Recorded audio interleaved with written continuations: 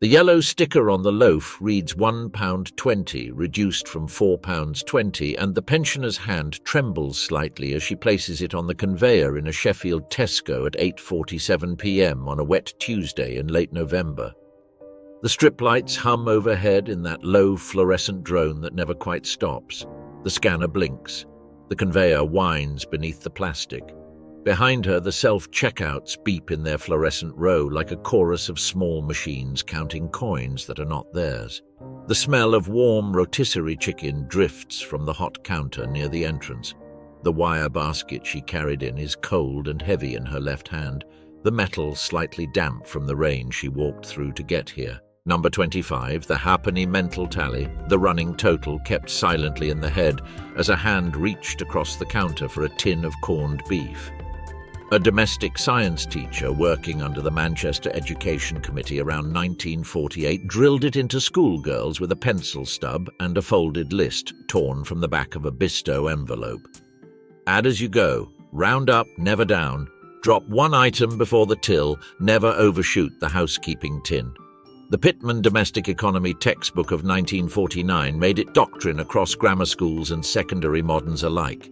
Today's scanner clears 38 items a minute. The human eye reads 14. The supermarket killed the tally on purpose. They call it basket bleed in the trade journals. The shopper who runs a total in her head still beats the algorithm at its own game. The pencil stub still works. The Bisto envelope is gone, but the back of a gas bill works just as well. Round every item up. Stop when you reach your tin. Walk out without finishing the list if you have to. Number 24, the slow belt scan watch, born the day Sainsbury's opened its first self-service store in Croydon in 1950, with hand-typed price tickets and an enamel checkout that smelled faintly of bleach and metal polish. The shopper watched each price ring up, mismatched ticket, mismatched till. Challenge it there, refund there, no walking to a customer service desk that did not yet exist. The JS Journal recorded the procedure carefully through that first decade of self-service. The procedure has not changed. The beep rate has. Modern scanners punish the watcher. The watcher who looks anyway still wins. Slow the belt with a hand if needed. Ask the cashier to pause. Read every screen line as it appears. Number 23, the Saturday reduction hour timing learned by every housewife who ever queued at a high street butcher between 1930 and 1965. The village grocer in the Yorkshire Dales chalked the slate at 5. The brown paper went round the joint. The twine snapped between calloused fingers. Sunday lunch cost 3p. The National Federation of Meat Traders newsletters mapped the windows precisely, butcher by butcher, town by town. Today, the yellow sticker comes out at 7 and again at 9, and staff are now instructed to spread reductions across the day to prevent exactly this kind of disciplined timing.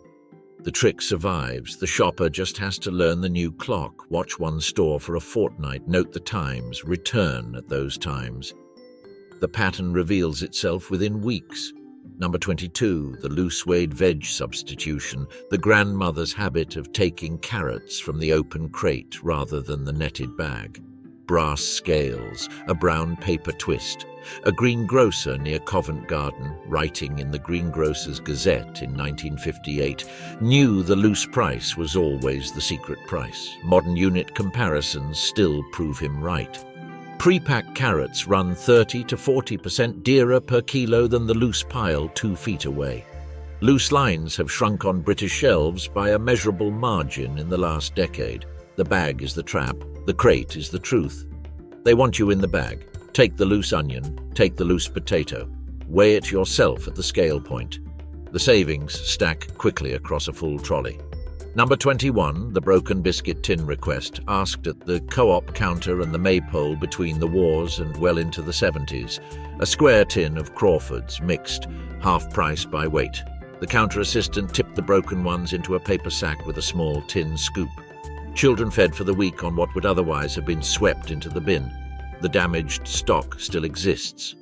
They simply do not put it on the shop floor anymore. Ask at the bakery counter, ask at the deli, ask at the meat counter for trimmings. The trolley lives behind the swing doors. The pensioner who asks gets the price the silent shopper never sees. The dented tin, the torn label, the bruised apple, all reduced, all hidden. Number 20, the end cap avoidance learned the moment Premier Supermarkets installed the first stacked tower of branded tomato soup around 1962. The Grocer magazine wrote it up in 1965 as a triumph of merchandising. The shopper who knew her arithmetic walked past the tower and 4 feet inside the aisle found the own label at half the price. The end cap is not a bargain. It is a tax. The eye is drawn, the hand reaches, the arithmetic loses. The disciplined shopper turns left into the aisle and lets the tower pass. The end cap exists to interrupt the list. The list is the defense. Walk past every tower. Read every shelf. Number 19, the bottom shelf reach. The kneeling habit, a woman's own household columnist taught readers in 1958 before self-service hardened into ritual. Eye level is buy level. Knee level is the real shop. Own label, tinned peas, knee height, save between 1/4 and 1/3 per equivalent unit. Eye-level shelf space is rented to the highest brand bidder, a fact documented in trade press for decades. The pensioner who kneels saves what the standing shopper pays. Bend the knees, read the bottom row. The savings sit where nobody is meant to look. The top shelf hides nothing. The bottom shelf hides everything. Then the high street thickened. The supermarket grew teeth. Resale price maintenance fell in 1964, the trolley got bigger, the cashier got faster, and the tricks began to be designed against. The shopper became a target rather than a customer. The shelf became a stage rather than a service. Number 18, the coupon ledger notebook, kept by a housewife in Stoke-on-Trent through the embassy and Green Shield stamps decades. Ruled exercise book, glue stick, every clipping dated and filed under product type. 3 offers stacked per visit, manufacturer plus store plus loyalty. The savings were modest weekly and ferocious annually. Some accounts suggest a disciplined coupon ledger could shave 1/3 off a working family's grocery bill across a year. Today, the club card knows your stack limit before you do. The algorithm caps what the notebook never did. The notebook still works. The till just fights it harder.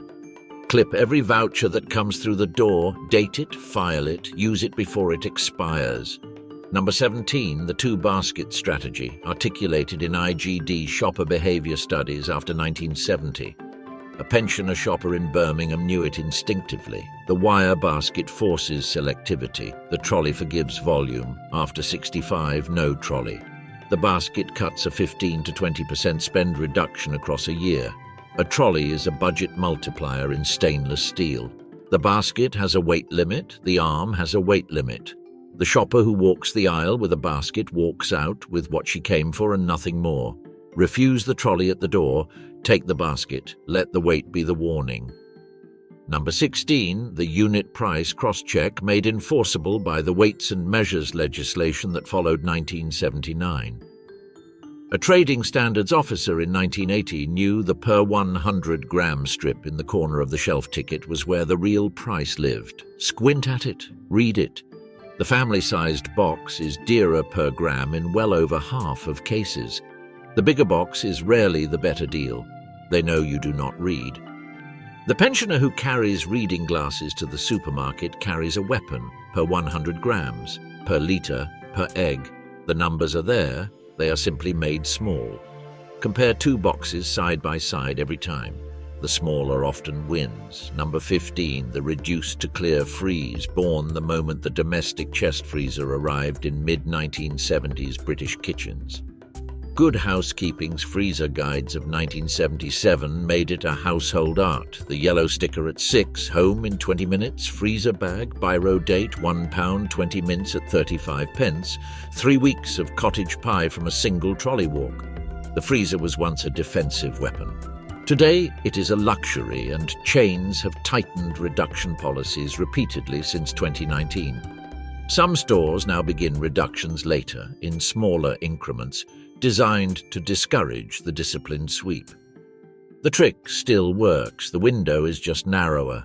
Buy the sticker, race it home, freeze it within the hour, date the bag with a marker, eat it within 3 months. Then came the trap. The self-checkout was sold as fast and convenient. It removed the cashier who could correct an overcharge, the cashier who once knew the regulars by name, the cashier who once slipped an extra apple into a child's bag without a word. The loyalty card was sold as savings. Investigations into UK loyalty pricing through 2023 have shown the member price is often the original price, and the non-member pays a quiet surcharge. Improvement became erosion. The smiling face at the till became a screen. The screen does not smile back. The screen does not remember your name. The screen does not flag the expired offer. The screen does not slip an apple into the bag. Number 14, the cashier conversation, alive in every co-op till in Britain before the self-service rollout of 2003. A long-serving cashier recognized her regulars. She flagged the expired offer. She manually overrode the till. She knew which pensioner was widowed last spring and which one was buying for a grandchild's visit. The USDAW oral histories preserve the practice in detail. Self-checkouts cannot do this, will not do this. The till is now a wall. The shopper who chooses the staffed lane chooses the last surviving conversation in the building. Pick the human till, wait the extra 5 minutes. The savings come from the override the screen will never give you. Number 13, the shelf-edge mismatch refund codified by the Trade Descriptions Act of 1968 and quietly forgotten by everyone who came of age after 1990. The ticket says 89 pence. The till charges £1.05. The ticket is the contract. The till is just the report. Trading Standards case law confirms it. The pensioner who knows this rule has not been replaced. She has simply not been retaught. Photograph the ticket on a phone if you have one. Walk to the desk. Ask for the difference. Stand there until it is honored. The law is on your side. The poster does not say so, but it is. Number 12. The substitute refusal at delivery, written into every major chain's home delivery terms after 2000 and rarely volunteered by the driver at the door. Age UK's shopping rights pamphlet still spells it out clearly. The premium swap arrives. You refuse it on the doorstep. The original price holds. The driver hopes you say yes. The policy says you can say no. Inspect the crate before signing. Hand back what does not match. The refund processes within days. The pensioner who refuses politely is the pensioner who pays the right price. Then the larger system shifted. Domestic economy left the National Curriculum Corps in 1992. 2 generations now reach pension age without ever having been taught mental shopping arithmetic, unit pricing, shelf-edge legal rights, or reduction window timing. The knowledge did not die with the women. It died with the syllabus. The classrooms where it lived were converted to IT suites and cafeterias. The pots were boxed up. The shopping baskets were thrown out. The textbooks were pulped. An entire architecture of practical knowledge was dismantled within a single decade, without ceremony, without record, without protest. Number 11, the Aldi and Lidl Special Buy Resistance, learned the hard way after Aldi opened its first British store in Birmingham in 1990. The middle aisle is engineered to defeat list discipline, a chainsaw between the cornflakes, a garden hose beside the rice, a welder's mask facing the pasta. Walk past. The basket stays at £18.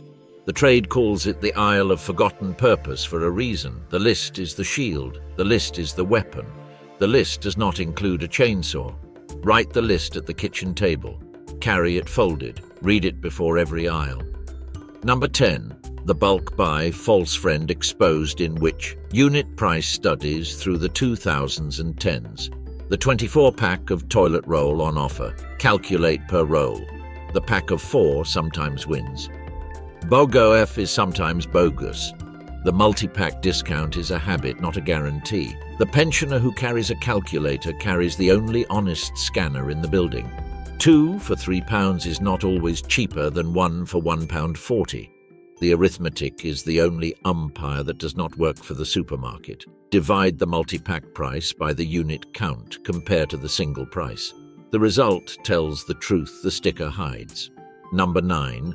The Club Card Price Audit, born when Tesco launched the Club Card in 1995 and weaponized when Club Card prices arrived in 2020. The Competition and Markets Authority opened a review of loyalty pricing in 2023. The dual-tier ticket, the member price, the base price, the non-member surcharge. A pensioner without a smartphone pays the surcharge by default. Loyalty is no longer rewarded, non-loyalty is fined. Sign up free. Use a friend's card if you must. Ask the cashier to scan the store card every time. Pay the member price always. Never the base price, never. The card is free. The surcharge is not. Number 8, the whoopsie aisle map, the mental geography held by every pensioner who ever cared for a household on a small fixed income through the mid-2000s. Each store has a window, Sainsbury's at 7, Co-op at 6, Morrison's at the close. Tesco staggered through the evening. Shop the schedule, not the day. £10 of meat for £2.30. The yellow sticker is the last honest price in the building. The home economics curriculum that would have taught this was deleted in 1992. Walk in at the right minute, walk out with the week, find the chiller cabinet, find the bakery shelf, find the produce reduction trolley. The yellow sticker hides in plain sight for those who know where to look. Number 7, the voucher stack at till, perfected by a generation of British couponers and made famous on a 2011 BBC One Watchdog feature. Manufacturer voucher plus store voucher plus loyalty discount. Filmed shoppers walked out with bags for nothing. It worked too well. Most chains then wrote three-way stacking out of the rules. The single voucher still works. The double sometimes works. The triple is gone. The pensioner who clips one voucher per week still saves what the silent shopper never does. The watchdog tape still exists in the archive. The savings were real. Read the small print on every voucher. Use the ones that still stack with one other offer. Number 6, the pensioner discount day, the Tuesday at Iceland, the senior days at the Co-op. The bank-specific discounts most pensioners never claim. A 10% till flag on the right day saves £5 to £8 per visit. Across a year, that is a fortnight of food. A discount you must ask for is a discount most never receive. Many pensioners are unaware their own bank already qualifies them through a partnered loyalty scheme. Ask at the desk. Ask the cashier. Ask the bank. The discounts exist. They are simply silent. Phone the bank. Read the small print of the current account. The eligibility is often already there, waiting. Number 5, the wonky veg box quiet channel brought into public view by Hughes War on Waste on BBC in 2015 and embraced by Morrison's wonky range in 2016. Misshapen carrots, a clear bag, a small sign, a 30% saving in many comparisons. The carrot was always perfect, the sign was the lie. The wonky ranges have been quietly reduced or rebranded across multiple chains since 2022. Some stores have moved them to the back of the produce section. Some have stopped stocking them at quieter branches. Find the sign, take the bag, save the third. The carrot tastes the same because it is the same. The potato cooks the same because it is the same. Then came the cost of living era. The shelves changed, the packaging changed, the rules changed. The pensioner did not, the arithmetic did not, the basket did not, the walk to the till did not, the coin purse did not, the list folded in the pocket did not. The discipline that walked into Toad Lane in 1844 still walked into Tesco in 2026. Quieter now, slower now, but still walking. Number 4, the manager override request, the laminated price promise card the customer service desk often does not display. The advertised promise is real, the poster is hidden. SA rulings have repeatedly upheld the obligation. Ask at the desk. Refund plus bonus voucher in many cases. The policy exists, the poster does not. The pensioner who knows the promise exists is the pensioner who triggers it. The desk staff do not volunteer it because they are not paid to. They will honor it when asked because they must. Walk to the desk. Speak the words, the voucher prints, the refund processes. Number 3, the receipt audit at the door, the trick every grandmother did automatically under the brown paper light of a 1950s grocer's awning. Citizens Advice consumer guides still recommend it. Stop before the car park. Run a finger down the receipt under the canopy lights. Mismatched price. Walk back in. Some accounts suggest receipt errors run higher than most shoppers ever notice. The till is fast. The trolley pusher must be faster. 2 minutes of checking saves what the supermarket quietly takes. The receipt is the record. The record is the evidence. Read it before the car door closes. Number 2, the off-brand blind test. The lesson, which? Blind taste test panels have driven home for decades. Many own-label tins are produced on the same factory line as the branded twin, often hours apart on the same conveyor. 50 pence versus £1.40. Same factory, same line, different sticker, triple the price. Label snobbery is the most expensive aesthetic on the modern shelf. Try the own label once. The blind palate cannot tell the difference. The wallet can. The pensioner who switches one branded item to its own label twin per shop saves more in a year than most realize. Beans, tomatoes, tea, flour. The savings compound across every aisle. Number 1, the walkaway, the mother of all checkout tricks, the one no algorithm can defeat. A 1947 mass observation shopping diary entry from Bolton recorded the moment without sentiment. The price will not budge. The item is not essential.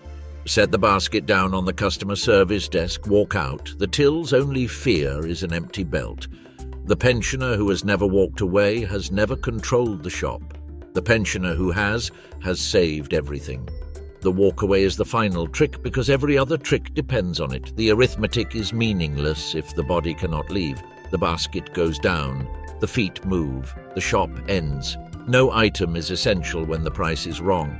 No trolley is too full to abandon. No queue is too long to leave. The walkaway is the ultimate consumer right, the one that predates every act of parliament, the one no scanner can override, the one no loyalty card can bribe, the one no end cap can interrupt. The shopper who walks away once never fears the till again.